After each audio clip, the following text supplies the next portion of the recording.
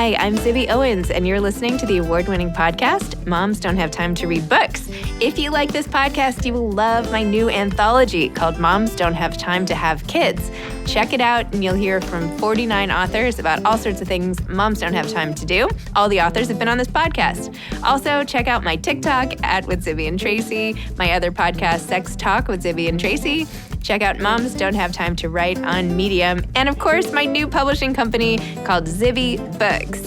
And now back to our daily author interview site and a quick hello from some of my kids. Hi. Hi. Hello. Enjoy the show. If you like this podcast, you will love my new anthology called Moms Don't Have Time to Have Kids. Here's a little snippet by one of the authors from the anthology. Hi, my name is Amy Agresti, and I'm thrilled to have contributed to Moms Don't Have Time to Have Kids. My essay is called Can a Writer Be Too Emotional? Asking for a Friend. And what I really don't have time for is writing, sure, but also figuring out how to use my phone properly. This is the first voice memo I've ever made. How am I doing? Anyway, read this anthology. It's amazing. John Freeman is the author of the Penguin Book of the Modern American Short Story. He's the editor of Freeman's, a literary annual of new writing, and executive editor at Alfred A. Knopf. His books include How to Read a Novelist and Dictionary of the Undoing, as well as Tales of the Two Americas, an anthology about income inequality in America, and Tales of Two Planets, an anthology of new writing about inequality and the climate crisis globally. He is also the author of two poetry collections, Maps and The Park. His work is translated into more than 20 languages and has appeared in The New Yorker, The Paris Review, and The New York Times. The former editor of Granta, he teaches writing at New York University. Welcome, John. Thanks so much for coming on Moms Don't Have Time to Read Books. It's so great to be here. Well, we have so much to discuss your literary career. I'm so excited to talk books and everything with you. The Penguin Book of the Modern American Short Story is your latest hardcover publication here. And then you have Change coming out soon from Freeman's. How did you decide on which short stories to include in this collection? I know you're master anthologist. And as a budding anthologist myself, I'm looking for lots of tips from you. So how did you pick? It was actually quite fun. In the beginning, I had a list of stories I thought would go in, but then I decided it would be far better and more interesting to just go and read what was out there. And so I spent a year and a half reading a couple thousand stories from all the best Americans from 1970, upwards to the O. Henry collections, to everything that had been shortlisted for a prize, to stories people recommended, the stories by noted short story writers. And it was just a short story feast for, almost 2 years. And that was quite interesting because people I had thought I was in love with sometimes paled in comparison to new discoveries. Interesting. Yeah, it's funny because I feel like in today's sort of market, the short story collections are often not given as much attention, or they say they don't sell as well, or they're not as commercial, or blah, blah, blah. Not that it matters. But then when we think about literature over time, the short stories, that's what people read in school. Those are what have the lasting legacy. So I don't know, maybe we're getting something wrong right now. Well, yeah, we are taught to read by reading short stories. And I think for some that has a lingering medicinal aftertaste and they sort of avoid it. But when you catch a good story early, whether it's, Flannery O'Connor or Jack London or James Baldwin, you never forget it, And my hope was to make a book full of stories that made the reader, even if they weren't familiar with the writer or the story, that would recapture that feeling, that sort of magic, that deeply memorable experience that a short story can give you. And it was a high bar, but when a story meets it, it's just electric. Yes. I love that you have Karen Russell and Lauren Groff and all these contemporary authors sort of mixed in with Grace Paley and Susan Sontag. And they must have been so excited to be included, right? This is to be in your canon of short stories, as it were. That's pretty awesome. I don't know. I'm blown away consistently by both of those writers' stories you just mentioned, Karen Russell and Lauren Groff. And they came out early, very early. If you read Lauren Groff's first collection, she has this long love story. I think it's based on Troilus and Cressida, but it's sort of set in the early 20th century. And I almost included that story because it was just such a beautiful love story. Then I thought, God, I can't include a story from the very first year she was publishing. And, Florida is full of fantastic stories. If there was 3 in that book, I could have included. And I find that there are certain writers, Russell is another one, where her imagination is just, it's its own planet, its own universe. And she's so good at the short story. I could have chosen a few by her. And the same was true of Raymond Carver. He was taught a lot, and I think he created a lot of imitators. But you go back to Raymond Carver's stories, wow. I mean, they just feel completely skinless. They're like these alive things. They don't feel old at all. And the same is true of Toni Cade Bambara. The first story that kicks off the book, The Lesson, is something I think is taught very frequently in schools. But she was one of those writers where the appreciation of her wasn't transcending the early educational uses of her work. And I hope this book will be taught in schools, but I hope it will just be enjoyed by people who want a good story. And I really wanted to kick off with her because I think she's one of the maestros of the 20th century short story. I mean, just absolutely pitch perfect control over voice and irony. And in this story, these children on a school trip into Manhattan to go to what I think is FAO Schwartz, who are, the school teacher thinks she's teaching them about the value of dutiful accumulation of wealth. And instead she's teaching them about shame and poverty. And the kids already know that lesson. And so the story has so many circles within it, so many layers. And she does all this in a couple thousand words. And she does it again and again in her career as a short story writer. And so part of this book is celebrating people who really dedicated their career to writing stories, and Groff and Paley and Bambara among them. I feel like, did you have Jhumpa Lahiri? Oh yeah, you did have Jhumpa Lahiri. I was going to say, she's like the quintessential short story writer in my mind, where you jump right into a story and you never forget the characters, and it just sears into your brain. Mm-hmm. Anyway, so I'm glad you included her. Yeah, she's a beautiful writer. And you're right, the stories by her are just, the characters feel like their world and their being exists beyond the story.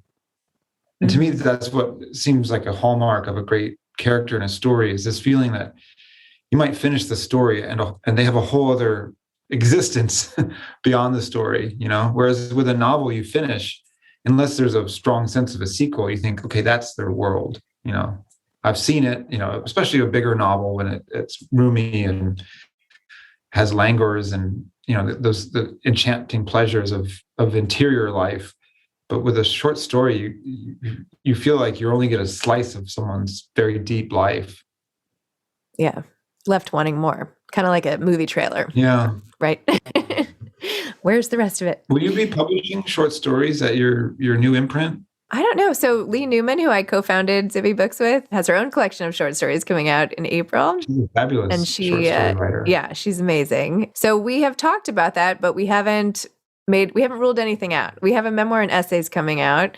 So I feel like that's kind of the flip side, right? Short stories to a collection of essays. So yeah, we're not ruling anything out at this point, but we haven't acquired one yet. But yeah, I know she always talks about her passion for short stories. So I wouldn't be surprised. It is, sadly, the exception to the exception that sells in the short story form. Several people in this book, Jhumpa Lahiri, Junot Diaz, some degree Carver, over time, Lauren Groff, there are people that really sell in serious numbers as short story writers, but it's rare. And I don't know. I think it's, in America, sometimes it feels a little bit like selling air, because short stories are everywhere. They're in magazines. Sometimes they're even newspapers. You're taught them, they're on podcasts. You can download them depending on how long your subway trip is.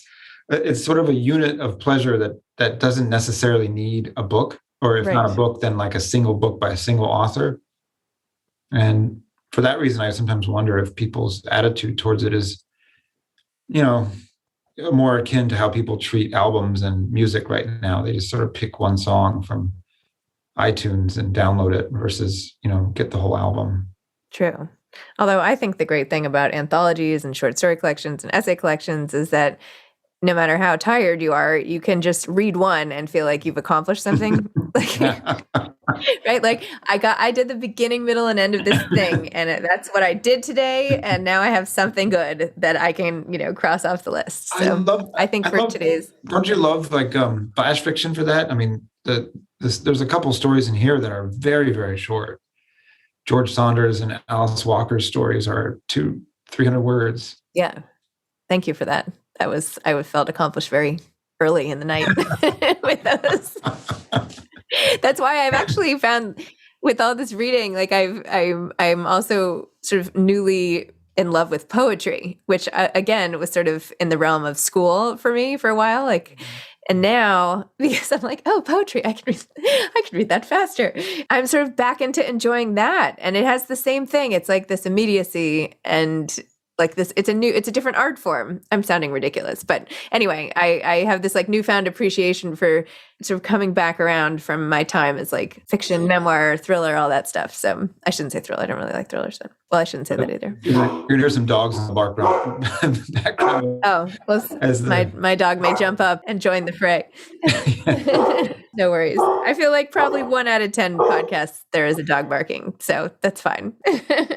So. John, how did you get to here? Like, how did you become the executive editor of Knopf and like, write, all the work that you've done? Like, where did you know this is like, what did you want to do when you started out? Like, did you always want to be a writer, or were you like, what happened from college to here, the short version? Yeah. If you had told me when I was 21 and graduating from university that in 25 years I would be an editor at Knopf, I think I would have fallen over in happiness because I knew I wanted to be involved in books, but I didn't know how, and I went to a very small Quaker college, Swarthmore, that didn't have a pipeline.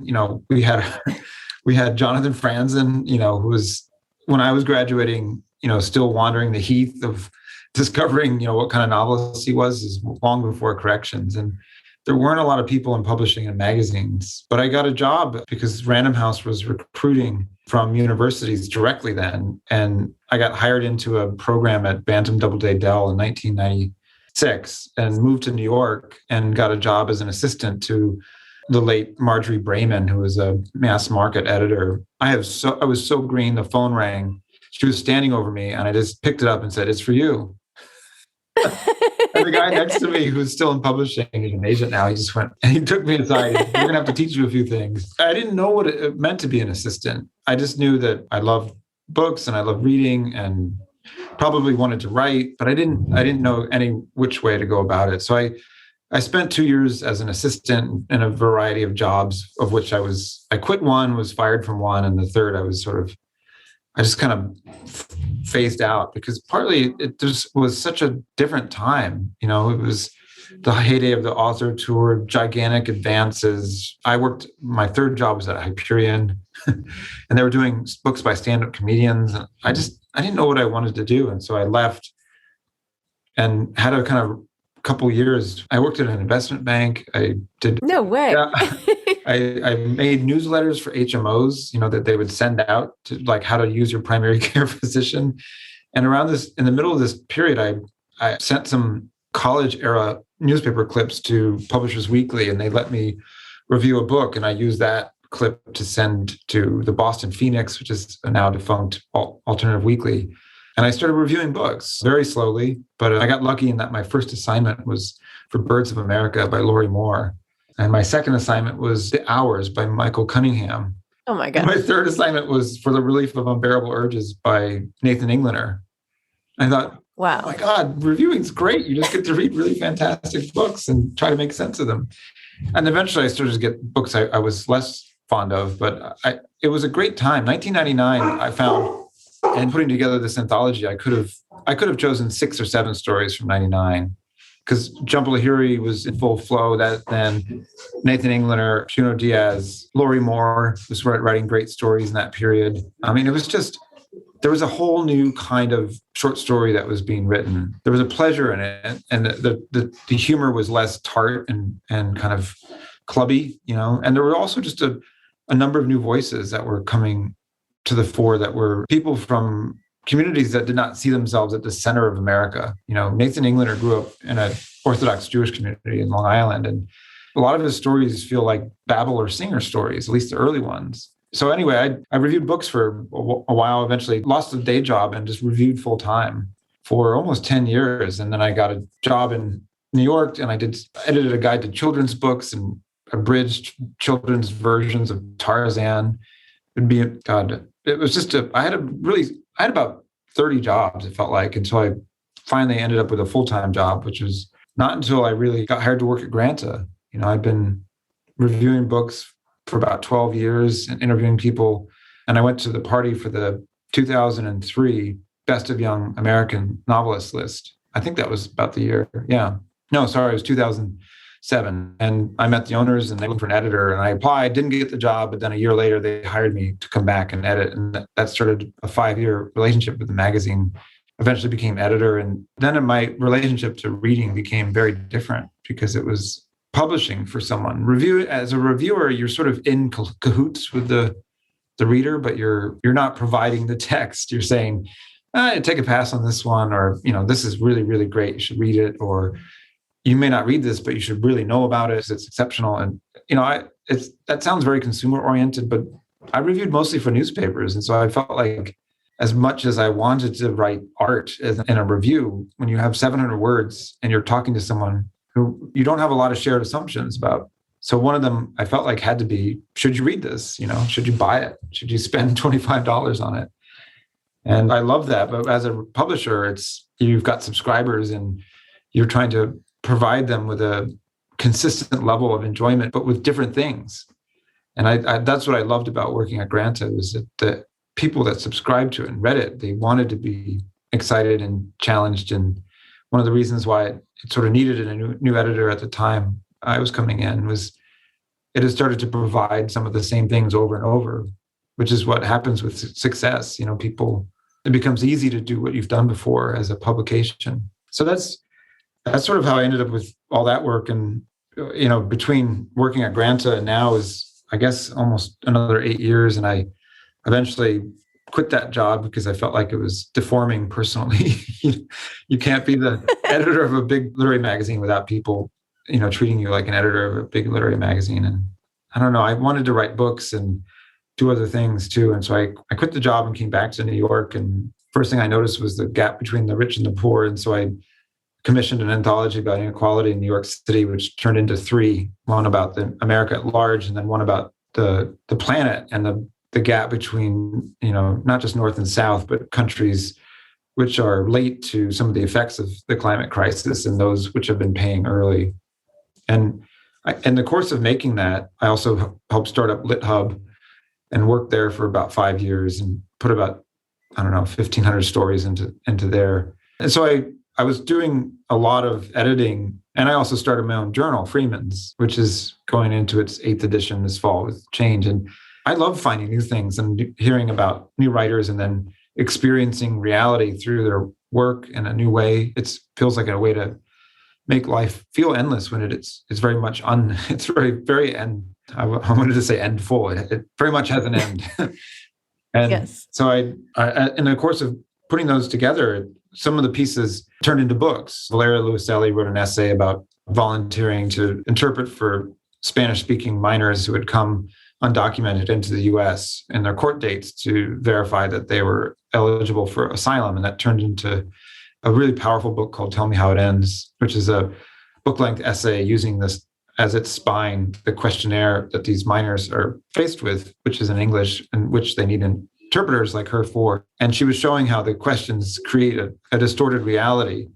And that reality is then used to talk about and think about migration. And it was just such a powerful piece. And I knew from the second that she turned it in at that length that it was a book. And over the course of editing Freeman's, I just thought this would be really quite a bit of fun to work with authors beyond their pieces. And so I did a little bit of that at Grove. Jaime Cortez has a short story collection out called Gordo, which I ran 2 of in the journal. And Aminata Forna has an essay collection that also came out this year that I edited for Grove. But at a certain point, I had sort of burnt out of the internet. And so I quit my job at LitHub, which seems to be a 5-year plan for me. And yeah. As a result, I was going to as you can tell from the background noise, walk dogs. I had no other plans besides dog walking. And then the very next day, Reagan Arthur emailed me and said, "Hey, I want to talk to you about something." I don't know what I thought, but when I called her, I was really surprised. And since then, it's been just an absolute treat. It's been really fun, editing books by Sandra Cisneros and Dave Eggers, but Nadifa Muhammad as well. And there's some debut writers. It's just, I feel like I've found a job and a group of people that is glorious to work with. Yeah. So I'm sorry that's a little long, but it's a random. No, I found that so fascinating because as you're going through it, careers like often don't make any sense, like the totally linear career, especially in this world, because there is no clear path, right? So everybody has to do all sorts of different things to getting to where they are in the literary world, if you will. So no, I found it so fascinating. And actually, it's so funny because I feel like there are a lot of like parallels with with this little tiny ecosystem that I'm building here a little bit, right? Moms Don't Have Time to Write is now our personal essay site. And I've now for Zibby Books, like a couple of those authors are writing books for us. And it's the same thing. I just want to hear more. And that's how I started doing anthologies, is from the podcast. And I wanted to hear more from authors. So it's the same, it comes from the same place, right? Just interest, curiosity leads to commissioning and hearing more that way. It's great having that opportunity too, because many people in the field that we're in are good storytellers in person, and listening to people talk and tell stories, you sometimes hear a bigger story. And that's always been a commissioning angle for me. I don't sit down hoping to do that. I'm not sitting there with a little clicker saying, here it is. Here's the gold. But occasionally people just tell stories and you think that you should write that as an essay. And it's very fun to be able to say, not just you should write that as an essay, but I would like to publish that as an essay if you can write that. Yeah, it's trying, so cool. And that's and now it's like, you should write a book. And I'm like, this is so awesome. Now it's going to be a book.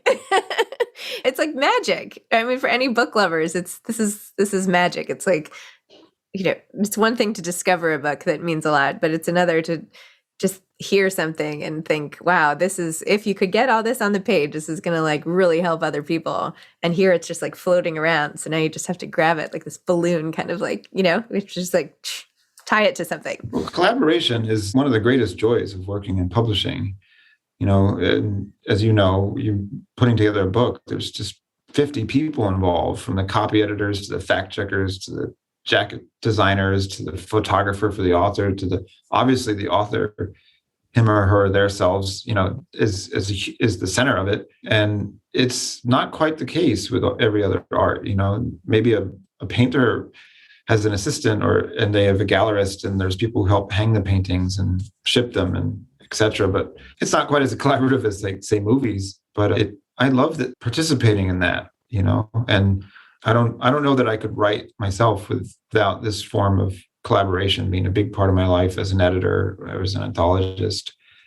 And I feel a tiny bit, because I've written nonfiction books and poetry, I hope I will not ask an author to do something I wouldn't ask myself to do, and I think that's a key part of, just preserving spaces of care within an industry, which is very competitive. It's quite stressful, selling a book is very difficult, and it's overjoying when it can happen. And then begins the process of trying to make it and get it out there and get people to know about it. And I think being part of that can be very rewarding, but especially if you're working with people who have a similar attitude of hopefulness. You kind of, the publishing jokes are often cynical and dark, but all the great publishers I've known, even if they dress all in black, they're secretly hopeful, because you can't convince an audience with cynicism. And any good teacher knows this too. You can't go into a classroom, although it's a trope in films, you can't go into a classroom and win the students over with your stylized cynicism. You have to, it doesn't mean you have to be pie in the sky hopeful. It doesn't mean that you have to overlook terrible things or fractured issues of, say, what it means to be an American in a country that is like the country we're in now, that we've been in for centuries. And yet you still have to, I think, try to find points of, if not hope, then like some kind of light, some kind of pleasure is a big thing, I think. The idea of a book is an instrument of education and light and argument, but it's also primarily, hopefully, pleasure. It should be pleasurable to read, even if it's arguing with you. It should be a pleasure to read it. It should be stimulating. And, that's a really fun task to be involved in, is providing pleasure for others in that high-minded way. And it doesn't have to be literary, but it has to reach the person. Yes. I love how you said that. Totally agree. 100%. It's hard for stories, though, isn't it? Because one of the things I thought about is when I was putting together that anthology is I wanted there to be different forms of pleasure, scary stories that were really, really dark in an unusual way. No, I was like, Stephen King, I can't. I'm going to be up all night. I'm like, I got to fast forward through this one. Yeah, I had a longer story by him called The Man in the Black Suit, which is fantastic. The New Yorker ran it in the late 90s, and it won an O. Henry Prize, I think. And it's about this kid who sees the devil down by a river, and he like, of course, runs home, like, oh my God, I saw the devil. And his dad comes back out, and you think that the devil won't appear, but I think he does. And it's just, it's so scary. And the story that I ended up running called The Dune is similarly spooky, but it has a different cast to it. It reminds me more, this will date me, but there used to be a series on television called Amazing Stories that I think Steven Spielberg maybe produced. And they're kind of stories about just weird things that happen, like someone on a plane and they see someone on the wing of the plane. And every time they point to the person on the wing of the plane, the person next to them turns to look and the person isn't out there. It's like, there's a person on the plane. That's the whole show. And The Dune, I feel like, is like one of those stories. And King is so protean as a short story writer. He's got billions of examples of this, where something uncanny happens and then the story starts this little engine of escalation. Like what happens when no one sees it? What happens when no one else sees it? My other favorite story of his is that story Quitters Inc., where this guy is in an airport bar and the guy sitting next to him has just quit smoking, and it says, hey, try this, it will really work. And he phones the number, goes into Midtown, and it's this bland office, and they have this questionnaire, he fills it out, does the whole thing, and the person there says, you have to stick by this or else, and it doesn't really specify what's going to happen. I forget what happens, but basically the guy instantly, sneaks a cigarette, and the next day someone comes by and like cuts off his hand, or they do something really terrible and violent, and it just sort of escalates from there. And that was somehow it was just a little bit too brutal. I was like watching the Golden Girls. I'm not like, I cannot take any stress in my TV watching. Like Golden Girls, Punky Brewster, I'm good. It was like, Punky Brewster. We must be exactly the same age. I watched that. I'm 45. I'm 46. Yeah. So. Oh, well, there you go. Yeah. I have Soleil Moon Frye. I think I had a Punky Brewster poster. I wanted to be her. I thought she was like the be all end all. Yeah. I remember looking at Swarthmore, by the way, because I got completely lost. My mother took my two friends from high school and me to look at colleges. And I remember, we had like the AAA triptychs. Do you remember what those were? When they were like, anyway, she got us like completely lost in a snowstorm looking for Swarthmore and kept like calling and screaming at the admissions office. And it was so embarrassing, her like complete breakdown, that I was like, okay, I can't apply here. Like, that's it. I cannot apply to the school. We've ruined our reputation already. A sign from the gods that maybe this isn't meant for you. Yeah, no. I ended up applying to Penn. Not that I went there either. Where did you end up? I went to Yale. And were you happy there? I was, yeah. I loved it. I really loved it. To be honest, I wanted to go to Brown, but I was waitlisted there, so I went to Yale. And they have a very storied English department, don't they? Or they did in the 90s. They did, and I thought I wanted to be an English major because I had started writing for 17 magazine. I am like I'm like embarrassed talking to you. You're so like high-minded literary, and I'm so like. Hey, no, I was at a bank working on spreadsheets calculating the EBITDA of entertainment stocks. So Yeah. I, I went to business school. I learned how to do EBITDA analysis. Not that I've used it once, but actually I did use it once and I completely messed up my whole business model. So I decided I should not go back to doing that. Yeah. No, anyway, I thought I wanted to be an English major, but you had to take so many, the prerequisites and all the classes. I'm like, I don't want to take any of these classes. I took a prose writing class, which I loved. I wish I could remember my teacher, but then I ended up majoring in psychology because I wanted to take every single one of those classes. I found them so fascinating. So that's what I ended up doing. I'm sure you were an English major. I was, but I also majored in political science, and I had a sort of side thing on public policy, but I failed statistics. So I ended up just English and political science. I actually did okay in statistics, crazy enough. Well, I mean, you'll be a good publisher because actually we calculate EBITDA.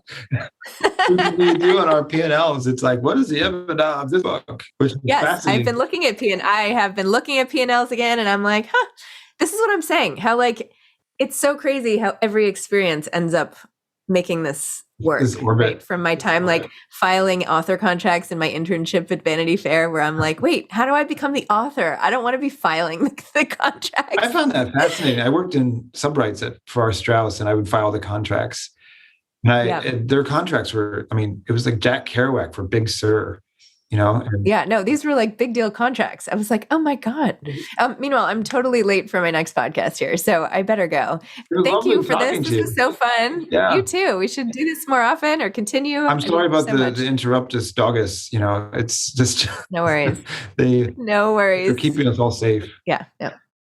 I hope you have the best of luck with your list. It sounds like a really fun project, and thank you. I'm excited. Actually, Jenny Jackson, who I adore, she's the one who introduced me to Ann Massetti, who's now our consulting publisher. Oh, that's fantastic. Yeah.